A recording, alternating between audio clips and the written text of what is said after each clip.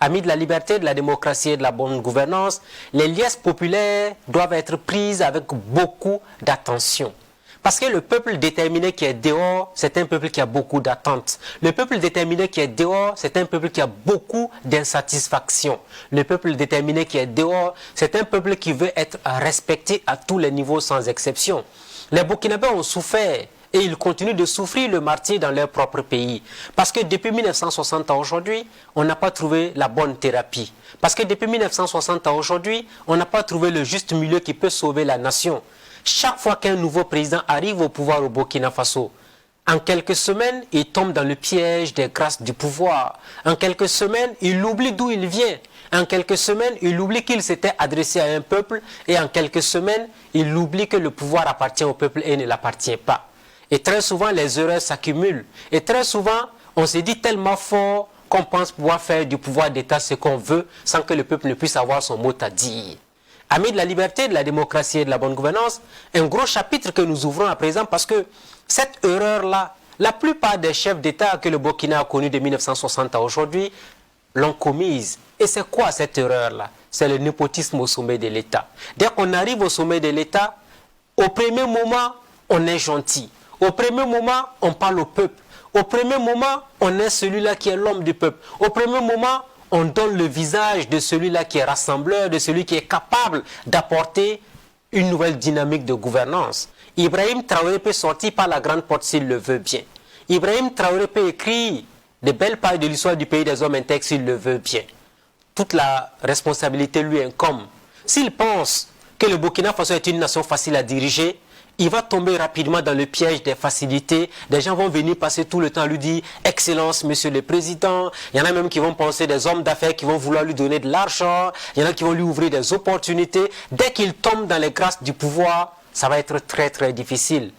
Très difficile parce que ses prédécesseurs ont commis les mêmes erreurs.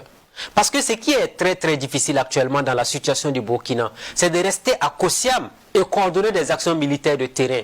Comment vous allez vous y prendre?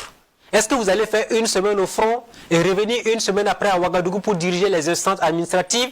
Comment trouver la meilleure thérapie pour que, au moment où on fait la guerre, on fait des réformes structurelles importantes pour que l'avenir du Burkina Faso ne soit pas compromise?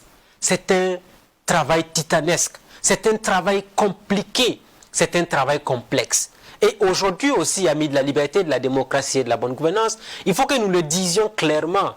Nous devons avoir une armée unifiée, une armée qui parle le même langage, une armée qui regarde dans la même destination, une armée qui a un seul objectif, défendre le territoire national, défendre les citoyens, défendre les bienfaits des personnes à tous les niveaux sans exception.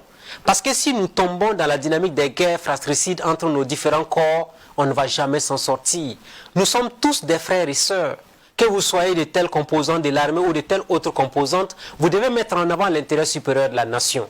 Et qu'il n'y ait pas aussi, amis de la liberté, de la démocratie et de la bonne gouvernance, un traitement de faveur au profit de X par rapport à Y. Vous avez vu récemment, avant la chute de Damiba, des histoires d'argent ont circulé, des rémunérations stratosphériques ont été annoncées et autres.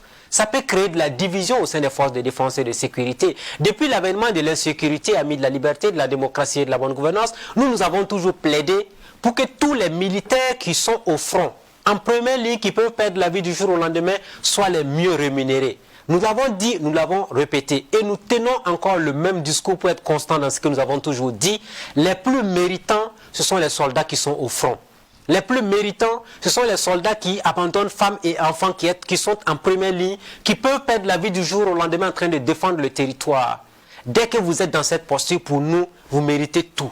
Ça veut dire que vous soyez policier, que vous soyez militaire, que vous soyez douanier, que vous soyez GSP, que vous soyez un homme de tenue, corps militaire ou paramilitaire, quand vous êtes en première ligne, pour nous, il est important qu'on vous mette les meilleures conditions qui puissent exister afin que vous puissiez défendre le territoire comme il se doit.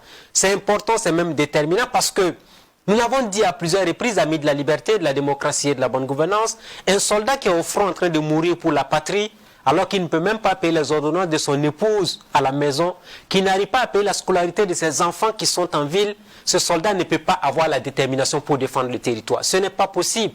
Les soldats qui sont au front, ils doivent savoir que même si éventuellement ils mourraient, leurs enfants seront à l'abri.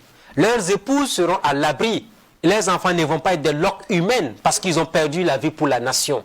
C'est ça le vrai combat. C'est ça la vraie réalité. Et qu'on puisse montrer aussi que tous les soldats qui se battent pour la patrie, qui sont engagés pour la nation, sont des héros nationaux. Vous faites 3 mois, vous faites 1 mois, vous revenez, il faut qu'on vous décore, qu'on vous donne des avantages liés à votre souffrance, à votre engagement. C'est vrai, nous avons parlé à plusieurs reprises. On a vu que depuis un bout de temps, la médaille du combattant est décernée aux soldats qui arrivent à faire des actes de bravoure. Il faut continuer la dynamique tout en revoyant aussi les primes, les rémunérations qui sont servies aux soldats afin qu'ils puissent défendre efficacement la vie de la nation. Le capitaine Ibrahim Traoré lui-même l'a dit. Le peuple a entendu, le peuple le regarde, le peuple observe. Et ils sont sur le terrain, ils ont vu des gens manger des feuilles, ils ont vu des gens souffrir alors qu'il y en a qui sont à Ouagadougou en train de devenir des milliardaires. Ça veut dire que tout ce qu'il a dit, on a noté ça en lettres d'or et on va le surveiller de près.